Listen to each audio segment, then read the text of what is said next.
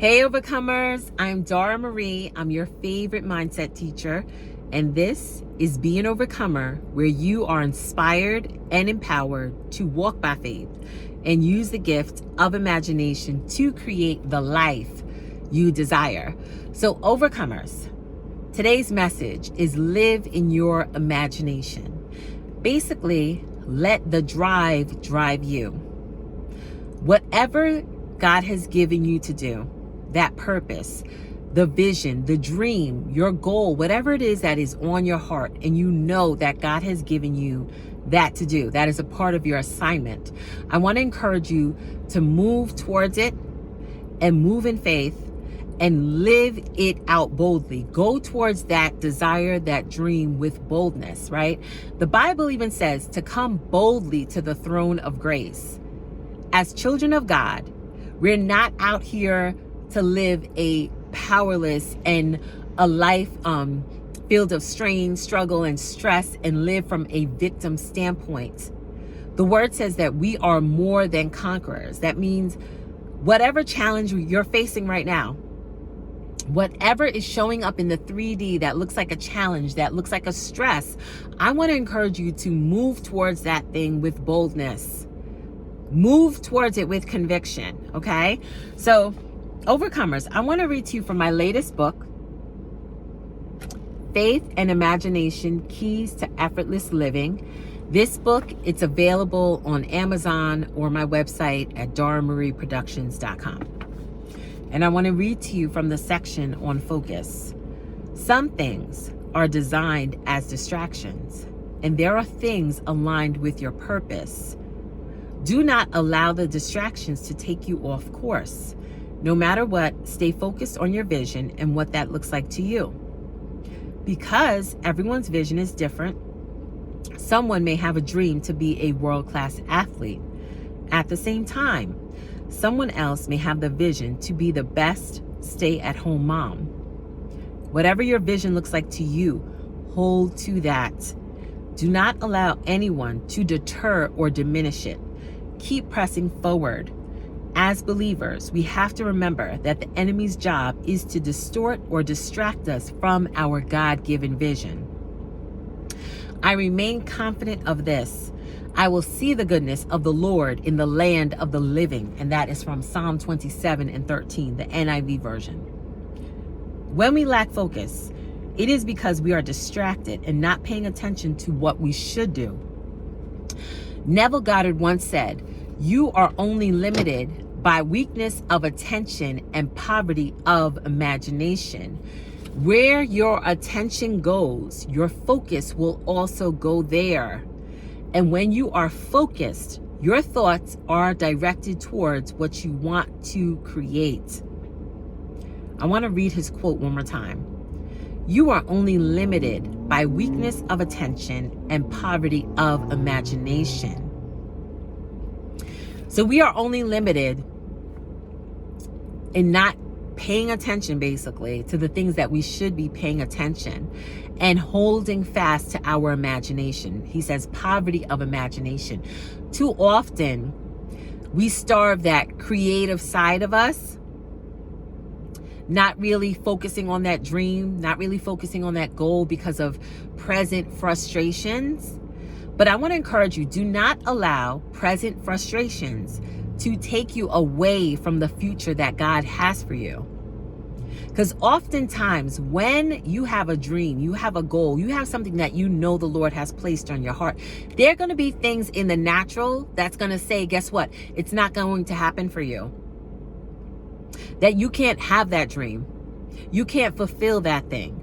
Oh, this looks so bad. It's so many things. And I'm telling you, Overcomers, right now, there are things right now in my life that I'm speaking to. Because honestly, if you were to look at it in the natural, okay, you may be like, oh my gosh, what is happening here? Like, this doesn't, in the words of my grandmama, this don't make no kind of sense. Like, it doesn't make any sense. Like, what are we doing? Like, but anyway, because I understand that our thoughts literally create, Earl Nightingale said, we become what we think about. So it's our consistent and persistent thoughts that manifest.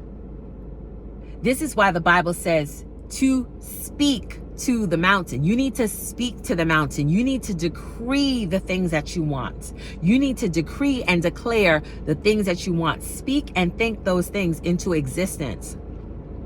Stand firm in your faith. Stand firm in your imagination, because whatever you continually see in your mind, you will see it in the world.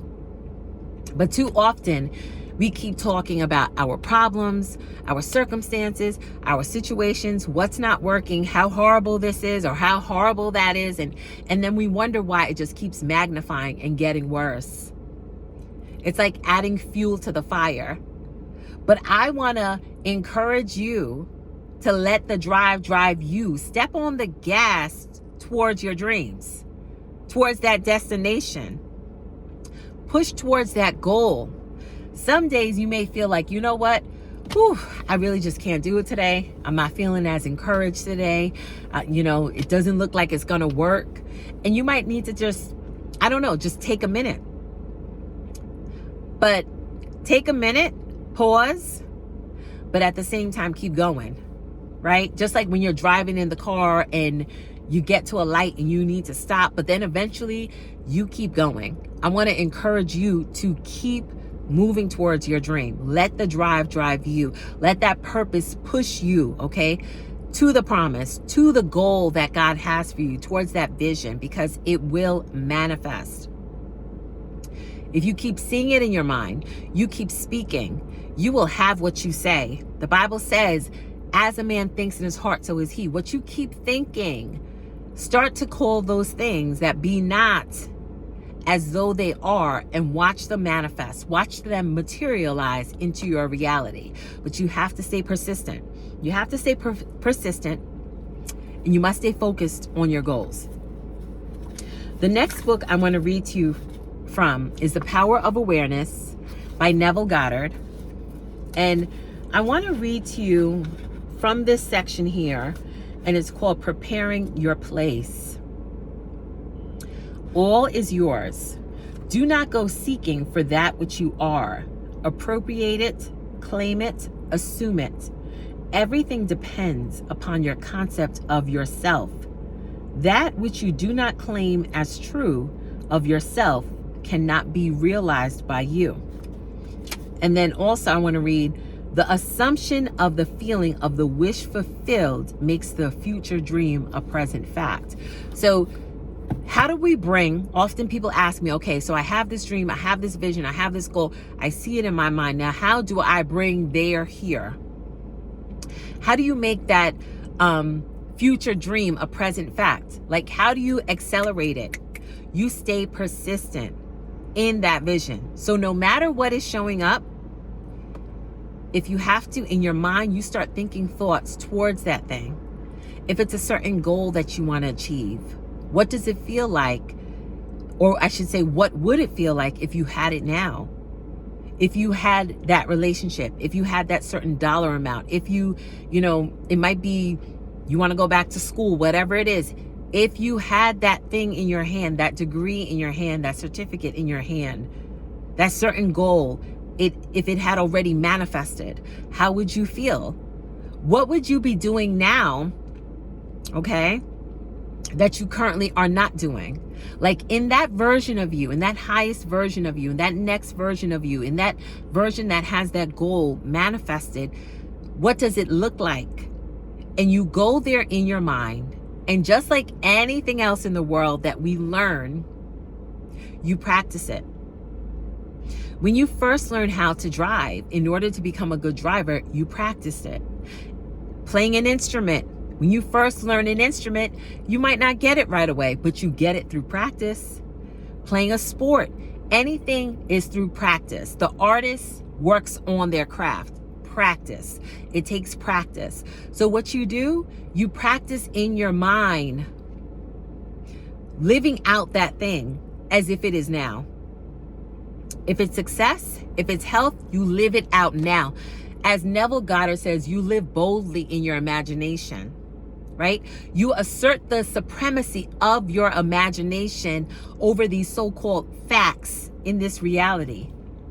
Because everything is subject to change, but it's based on what you are consistently thinking and speaking over your life. Right? In the Bible, when God told Ezekiel to prophesy to the dry bones, right? You have to have bold faith. If you look at the Bible, while the people that God used, they seem ordinary, but they produced extraordinary results. Look at Esther, like one of my favorite people in the Bible. It was a decree on the land to take out her whole people.